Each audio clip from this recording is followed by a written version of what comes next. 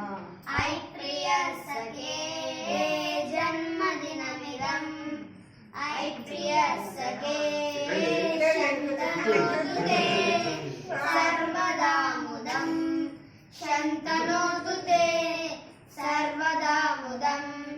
प्रार्थयामहे भव शतायुषी प्रार्थयामहे भव शतायुषी ईश्वरः सदा त्वां च रक्षतु ईश्वरः सदा त्वां च रक्षतु पुण्यकर्मणा